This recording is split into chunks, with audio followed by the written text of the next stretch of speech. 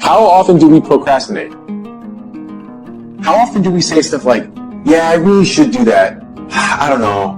I guess I'm just lazy. We have a problem with too many choices, too many options, and not following through on any of them. Well, let me ask you a question. How many diets does it take to get down to where you'd like to be at? Just one. The one you stick with. How many times do you have to reorganize your office, your desk, your approach to your business, your profession, before you begin to see some of the results you'd like to see? Just one. The one you commit to and stick with. There's a difference when I tell you I'm going to do something, I'm going to do it. You don't start things and not finish. You don't quit. There's nothing that comes out of quitting besides knowing that you didn't finish. When you finish everything, you start it, finish it. When I pick it up and say I'm going to start it, I got to finish it. It all don't work. It all ain't the best. It all ain't knocked out the park. But I walk away saying I finished it. I did it. I don't ever feel like I lose because I won't give up. And if you don't win, you're upset and you go back and win. So when it's all said and done and I look back, I can go, I gave it 100% and look at how good I got. Look at what I'm a product of. Don't try. Do. Forget about trying. Forget about making an attempt. Forget about testing it out. Although you may not end up in the profession or in the area that you're starting out, you don't want to go halfway. You don't want to just dip your toe in. You want to jump in hard. Do not try. Do. Go hard. It requires a tremendous amount of courage to say, I'm going to give this thing a chance. I'm going to give it my all. And if it doesn't work out, that's okay. But I know that I tried my best. Where are the warriors that say, I'm going to make a decision and I'm keeping it?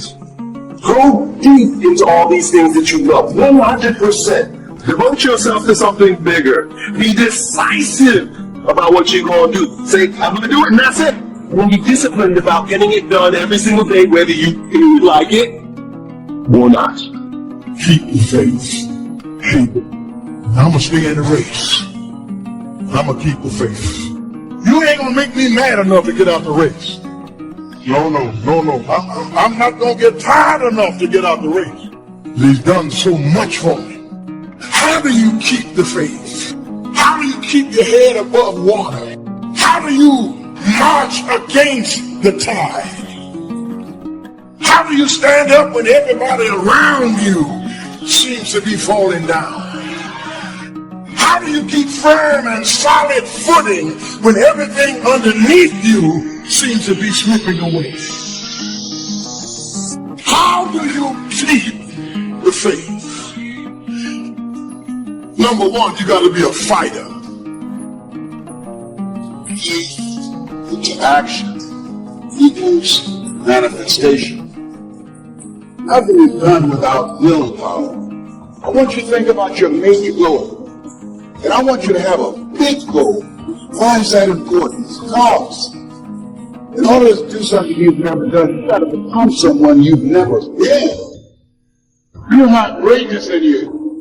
If you don't have the money, and if you don't have the contacts, if you don't have the relationship, none of those things matter. If you have a goal and dream, and if you have the willpower to go after it, you can never lose faith. That's the key. You have to believe in something that you can't see. You have to believe when you don't see no way how. Faith is the belief in things that you cannot see. You have to buckle down and keep believing. If God told you you were going to be rich in August of 2021, do you know how crazy you would talk to people from now until then? Because you know on August of 21, I'm going to be rich. But he don't tell you when the package is going to arrive. So here's the deal. He wants you to stay in faith to receive the package. Because he only delivers to faith. If you step off over here to I don't see how Boulevard, he don't ship it. He does not ship it. He only sends the boxes to Faith Street. Once you believe you deserve something, then you've at least opened the door to walk into the room of success. But prior to believing you deserve it, you can do all the work, all the calls, all the mechanics that the other people do, but if you don't believe you deserve it, you're never going to even walk into the room and sit at the table to have a chance to get your piece. The chair at the table, the space at the table is only reserved for those who believe they deserve to be sitting there. Hard work matters. Why does hard work matter? Hard work matters strategic because if you make more phone calls, you do the old adage, right? Show up earlier than everybody else, leave later. But there's something more deep about that. Yes, making more phone calls, seeing more people, being more active, being busier, putting in more hours into something always gives you a strategic chance. But something powerful happens when you do things other people aren't willing to do. You begin to believe you deserve to have things other people won't have. And that's what gets you a seat at the table of success. Wisdom uninvested in labor is wasted. Even the highest of attitudes is faith. Faith uninvested is wasted, produces nothing. The name of the game is to put faith and philosophy into activity so that it starts making progress, turning nothing into something. How do you do that? Here's how you start. There's 3 steps to it. Number 1, imagination. You know, imagination is not tangible, but it is almost real. Almost real. It's not real, but it's almost real. But it's hard to say that imagination is nothing. Imagination is not tangible yet, but it is the beginning of turning nothing into something. And so, as a result of developing the faith, I expand my vision of doing things beyond my comfort zone. So expand your vision. There are more millionaires have been created last year than any other time in history. It's easier now to create wealth than ever before in our economy. And so having a service-driven life, looking at the things that you want to do, and having collaborative, achievement-driven, supportive relationships, learning every day that you have breath, you have an opportunity to serve. You have an opportunity to make a difference. A man without a dream or vision shall perish. It's what God puts in your imagination for you to have. Everything God wants you to have, He puts it in your imagination. Albert Einstein said imagination is everything. It's the preview to life's coming attraction. It all happens at an appointed time, but you have to stay in faith for the appointed time to happen for you. I've been wanting to be on TV since I was 10 years old. You know how old I was before I got on TV? 38. 28 years after I wrote it on the paper. I won't be on TV. It took me 28 years to get on TV. But it happened at an appointed time. I just never gave up in faith. I kept going because I didn't know how to quit. Because I know if I quit, it cannot happen. But if you stay with it, you have no idea what can happen for you. What causes that switch to flip? The overdrive. The beast mode, the full-on destroyer that will not stop. You gotta go, man. You just have to go. Never wait on the right time, because the right time ain't ever coming. Beast mode is a lifestyle that becomes your nature. You know all these people spending their whole year doing nothing, sitting still. And then all of a sudden, for 3 weeks out of the year, they suddenly spring into action. And things start moving. It's all starting up. And right when you think you might be looking at a burden, they go right back to where they were 3 weeks before and stay there for another year. These are the New Year resolution beach money. These are the people who want to move home, talk about move home, buy the gears lose home, get a membership, get into position to lose home, or quit because training is at 5:30 in the morning. Everybody wants to be a millionaire. Everybody wants to be the top of the top. Until it's time to do what Phenomenal does. I'm not scared that some kid's gonna take my spot. If he does, he's gonna have to do it with sweat. He's gonna have to do it with tears. He's gonna have to do it with blood. He is going to have to get up at 2:30 in the morning. If he can get up every day at 2:30, he deserves to take my spot. Some people are taking your spot and they shouldn't take it, but because you're average, it's easy to take your spot. It's easy. It's easy to take that client before you get to him. It's easy. It's easy to beat you. Why? You average. But let me tell you something. Everybody wants to be a beast until it's time to do what beasts do. Right now is a time of year where you can really separate yourself. You can separate yourself from other people, your competition, but you can also separate yourself from where you are, from the standards you've set. You can separate yourself from your current position to a new position in your relationships, your money, your body, your business. If somebody's ahead of you, it's difficult to catch them when they're at full speed. It just is. It's difficult. They're in front of you, they're running full speed, and you're chasing them down. It's difficult to catch at those times. But where you do catch people is during what I call separation seasons. And these are the seasons where some people begin to flinch, they get weak, they take time off, they relax, they get casual about their routine. Maybe they're not as sure about their standards as they once were, and when they do that, they flinch, bam, you blow their doors off because you keep pushing and separate yourself during that time. This isn't just about competing against other people, it's separating yourself from where you currently are, which is what all of you want to do. It's called growing. You see, beast mode is about the hunt. And if you don't get that, if you don't understand that, then you think that you can just turn it on whenever you want. Now I've got to pass this class. Time to get into beast mode. I've got to get this promotion. Time to get into beast mode. That's not how it works. It's about the hunt. The hunt is what terrifies them. People don't even understand the hunt because it's primal. It's do or die. It's all or nothing. The hunting is about practice. It's the practice of patience. It's the refinement of process. It's the lessons of failure. It requires time. It builds experience. It demands resilience, endurance, and collaboration.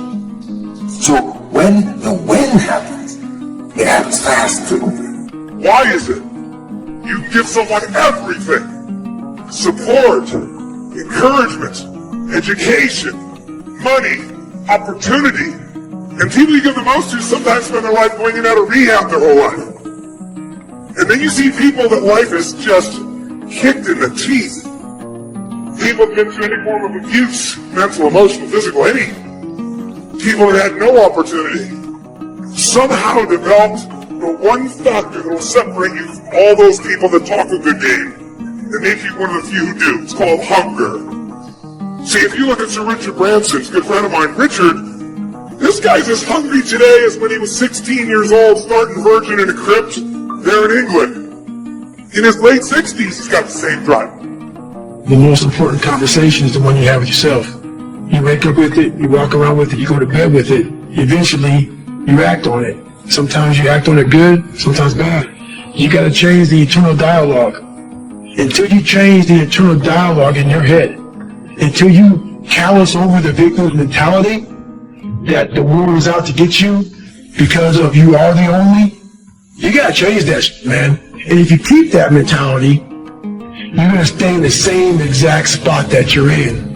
You're not gonna drop 42 pounds in one season. That's gonna take some endurance. You're not going to become your best self all by yourself. That's when it takes collaboration. So stop trying to be a beast for a week and realize that it's about a lifestyle. You live it day in and day out. And when you practice that long enough, it becomes your nature. In life, we really will never exceed what we believe we're worth. We just never will. And so if you can begin to do things you think other people aren't willing to do, or maybe do things the former you weren't willing to do, you begin to believe that the new you deserves things other people won't get, and the new you deserves to get things the former you didn't get either. And so this is why this season is so critical. And I've stacked up maybe 30 straight separation seasons. There's other ones. There's summertime, right? There's times like that. But right now is the big one. You all know what I'm talking about, right? Everyone gets kind of casual. Everyone slows down. And one day turns into 3 days, turns into 4 days. You know, Christmas is a holiday. It's not a holiday. New Year's Eve is a holiday, not a holiday or a holiday week. But people keep taking these holiday weeks and holiday months this time of year. And it's when you get them. It's when you get the former you. It's when this new version of you emerges. And so take advantage of this season. It's the greatest of all seasons. And I can tell you it's one of the reasons why, if I do have some good things going on in my life, is I separated during this time. I separated from the old me and I separated from my competition. It takes both emotion and logic for you to reach your maximum potential, to really give everything you have and go beyond your limits. So when it doesn't make sense, logical sense to go on, that's when you gotta use your emotion. That's when you gotta use that anger, that frustration, that fear to push yourself harder, to push yourself to say, I don't stop. So you fight the weak emotions with the power of logic, and you fight the weakness of logic with the power of emotions. And in the balance of those two, that's where you find the strength and the tenacity and the guts to say to yourself, I stop. It's a dogfight of skills and talents and luck and faith and circumstance and blessing and all that stuff. But just to get to the table, to get into the room, you have to believe you deserve to be there. The hard work part plays into shifting your identity. That over time, not even that long a period of time, when you're doing the things others are unwilling to do, you begin quietly to begin to believe that, oh, I deserve to be rewarded in ways these other people aren't going to be rewarded because I'm doing the things others won't do. And so the fastest way to change your identity, to change your belief, is just to flat get to work, to flat get there earlier, to flat leave later, to just make more calls, see more people, be more relentless, just pour ourselves into the work, because actually the hard work can in reverse impact our identity. And that's the key in changing your belief. So ask yourself this question, honestly, in whatever business you're in. Have you done everything physically and mentally possible to get yourself to that table? If you've done everything you're capable of, if you've been relentless and ferocious and invested so much time, effort, and energy that inside you, you know you deserve to win. Or if you held something in reserve, if you've not really given it your best, if you kind of hope to get a little bit luckier, well, it's that little bit of reserve you hold back that will ultimately keep you from sitting at the table of success. How do we start to strengthen our belief in that what we imagine is possible to turn it into reality? And there's 2 or 3 ways. One is to believe your own testimony. If you've done it before, why couldn't you do it again? If you've done it once, couldn't you do it the second time? Why not believe in your own testimony? I was rich by age 31 and broke by age 33. You know, I lost the money, but I didn't lose the skills. And that's what's important about personal development. You can lose the money, but not the skills, so who cares about the money? Unless it's getting late, right? And you're like 90, and you know, it's a little difficult to go back to the streets, but hey, once you've got the skills, you own the skills. So we start with imagination, which is almost real. I mean, it's not real yet. It's not tangible yet, but it's almost real. Now we move to faith to believe that what we imagine is possible. So we study our own testimony. If we've done it before, we can do it again. Here's what else we study. Other testimonials of somebody who did it. Somebody that built a hotel said, yes, I started with some plans and finally believed it was possible, and here it is. You say, well, if it's possible for one, it's possible for another. In fact, sometimes when we hear the testimonial, here's how they finish. If I can do it, how they finish. You can do it. See, that's a classic testimonial that gives us now.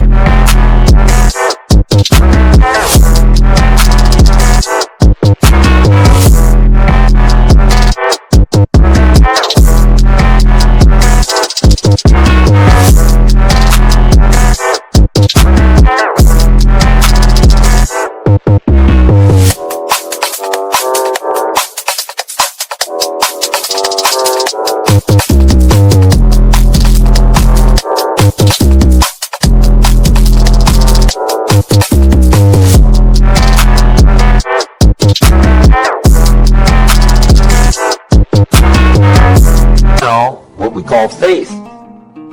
Faith is generated by what we hear, the vocabulary of what we hear, the vocabulary of what we read.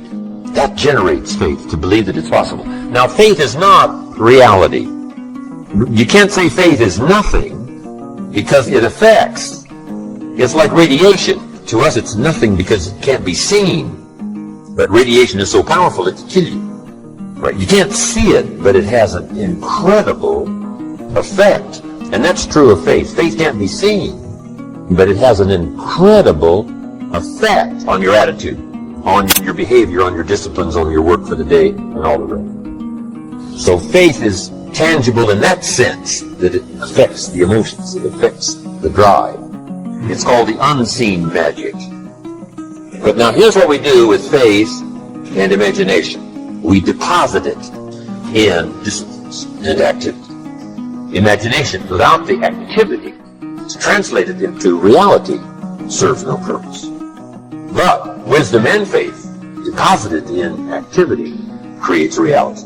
The reality of a career, the reality of a hotel that wasn't there. You must understand that life has a way of taking you through perilous times, transitions, traumas, adversities, crisis, good days and bad days.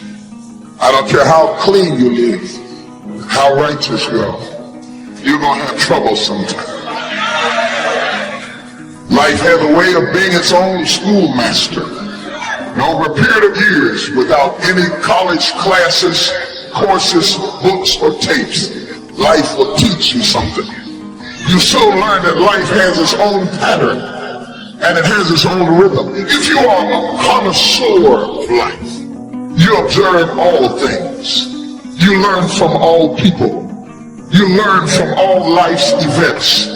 And after a while, you start drawing conclusions. When you start drawing conclusions, you draw them not for the benefit of judging other people, but you draw conclusions in the hopes that you might begin to understand what life is all about. Because after you lived a long time, you wise up a little bit. Just by virtue of staying here on the planet, of surviving good days and bad days, of seeing the sequence of life. The world is not like the movies. The movies aren't real. They don't exist. But you do. And this life is better than any movie there is. Go out into the world and actually feel. Go feel joy and love and triumph and rapture and ecstasy and glory. Go feel those things. And with those feelings, there will be other feelings as well. Sorrow, and pain, and sadness, and desolation, and suffering. There'll be all those feelings too, but you know what? It's okay. Take both sides.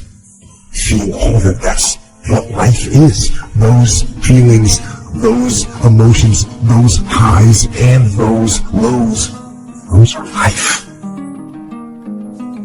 If you really want to be transformed, you have to live in intention.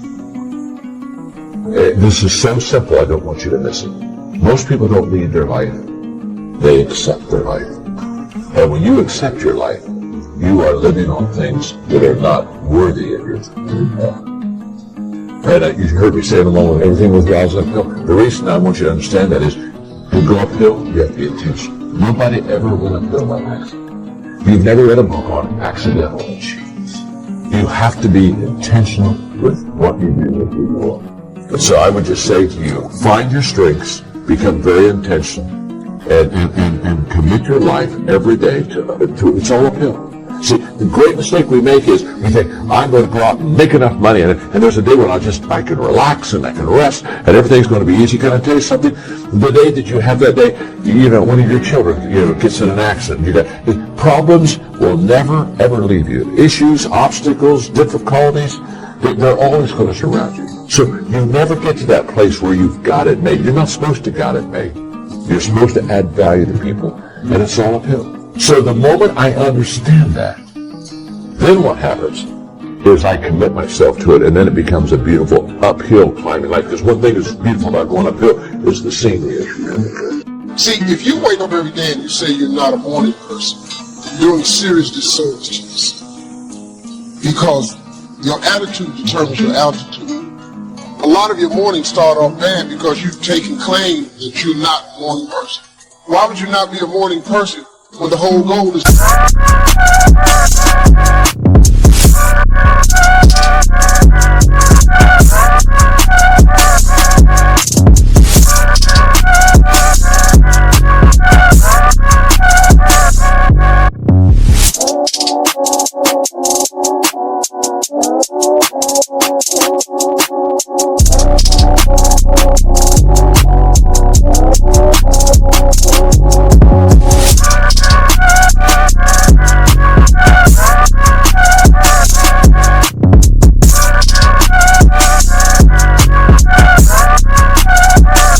Wake up every morning. You got to be in the life-changing business. People have got to look at you like a light. Something should be in you that shows other people that there's hope. You don't know this about yourself, but you're going to be that person one day. And you got to start preparing for what you want to be. At least let God know you're glad you're alive. You don't let nobody else. You don't know that you're going to be a light one day. And people are going to look to you for that light. I believe in winning the battle against yourself. Because there's a lot of things you can control. When you wake up, talk about making your bed. Make your bed. Make sure your house is clean. Make sure you get your breakfast. Make sure you shower and shave. Whatever you're doing, control that. Don't hit the snooze button. All these things are very important. That's been told a lot of times. Why don't you hit the snooze button? Because you wake up already down. You're already behind the power curve. So what happens when you hit the snooze button? You may not make your bed. You may not pick the right clothes out in the morning time. So that's the mindset that I think is important to bring with you every day you go, everywhere you go in life.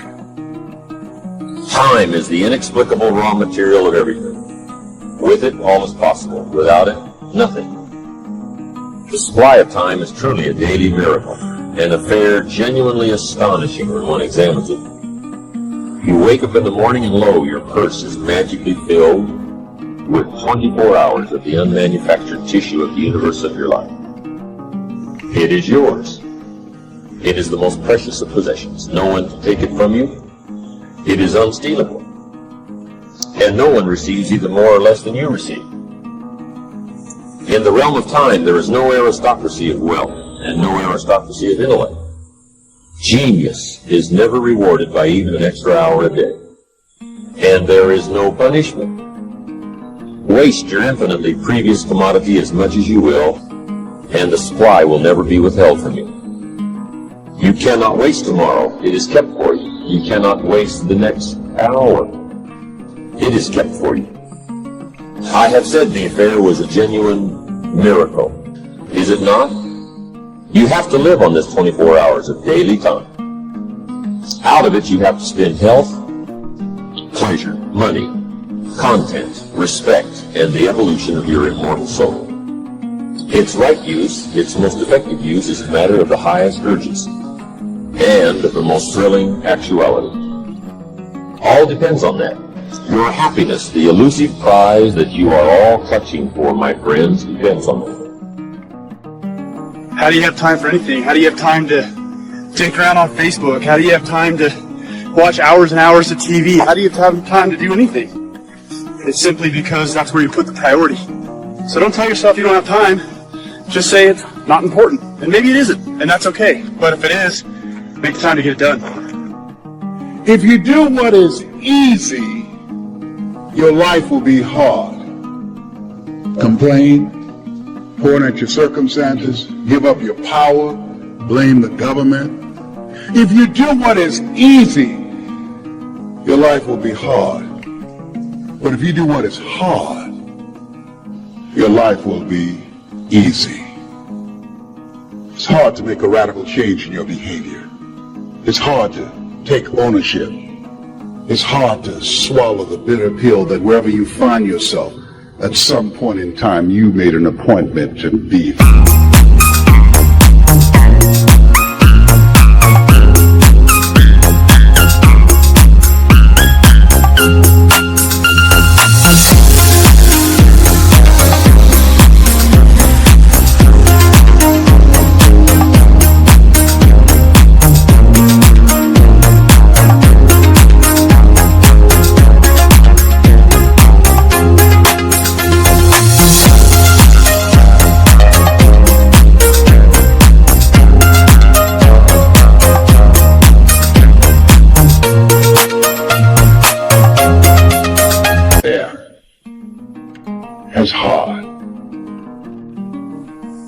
how you had a job interview for a job? We've had several of them in our lives. What did you do the night before that job, weeks before the job, when you had it? You prepared you had a bowl out for your oatmeal, your cereal, whatever you had in the morning time. Your coffee cup was out. Your clothes were laid out.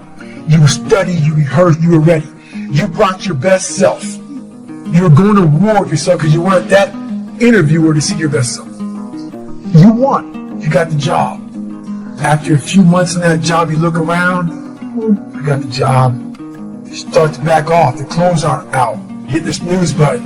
You don't get up on top anymore. You realize that you can still have this job and not be your best self. The interview you is gone. You have your job, but the interview is gone. So, winning the battle in the morning time is just that.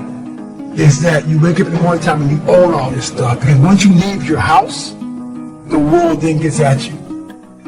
And that's why I believe in not getting up in the morning time and checking your phone immediately. Everybody does that. They get up, the first thing they do is grab the phone. Look at the phone. Maybe bad news on there. So how's your day start off? I don't go to the gym. You're caught up now on that phone. That's how your day starts. You lost control. So once you win that battle in the morning time, then once you go out, now you've won. You go outside your house, you may lose your job. You may have a bad hit, but you won something. So you're going into battle having already won something. Having already won. So then, if you hit the snooze button, you go out, you're just defeated already. You're behind the power curve. Now you've won something. You feel better about yourself. So now you're able to take these hits along the way. Well, we all know sleep is really good for you.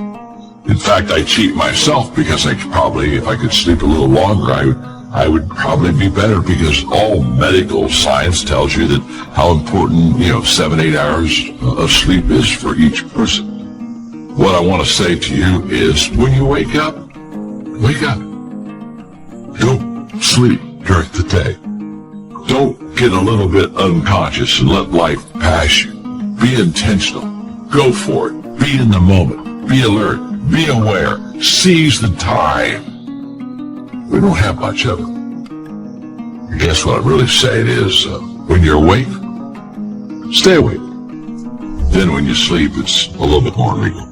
If one cannot arrange that an income of 24 hours shall exactly cover all proper items of expenditure, one does muddle one's whole life indefinitely.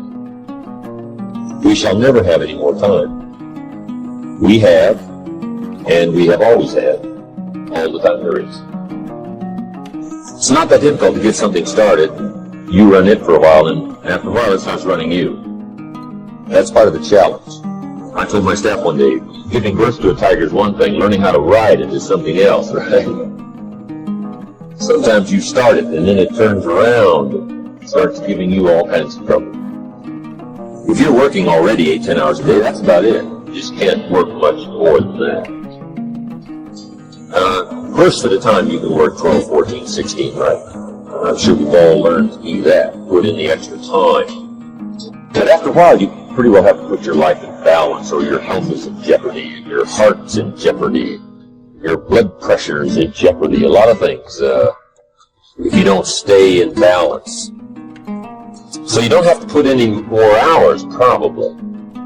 All you have to do is just make better use of the hours. A cliche we've all heard. It's not the hours you put in, it's what you put in the hours that counts. Survival is necessary, but survival isn't living. The real problem with life is that at some point, you've got to start living it. Participation is required. This thing is not a spectator sport. You have got to get in the game and sweat it out. Yes, you get banged up. You get tossed around. You'll take some losses, but you also pick up some important wins. Wins that go a long way to developing who you are and your contribution to this world. I'm saying you've got to live as though it's an easy thing to do. As though there was some switch in your bedroom you can flip to get your real life started. No. Life is easy. It is. Life is easy. It happens spontaneously. It happens all around you all the time. Living is hard. How many rules must you imprison yourself with before you get it?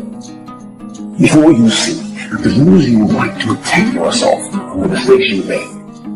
You protect yourself from where you came from and what happened to you. can become your prison if you're not careful. And I believe that that's what happens to most people. They go through life making tiny edits to live. Little footnotes that read, she said my teeth were crooked, so I would smile with my whole face in. Because I got hurt last time, I won't trust again. I was so disappointed last time I tried, I won't let myself want again. You see what I'm getting at?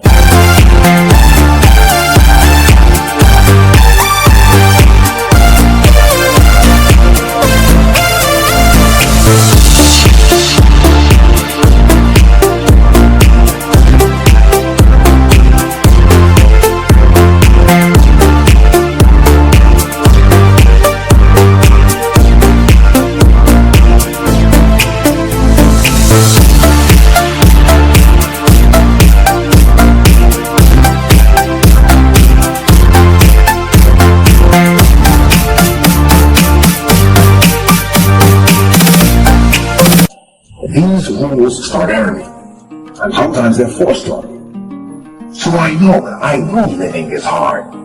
Being stuck in anger, that's a rule for how you should respond to a particular situation.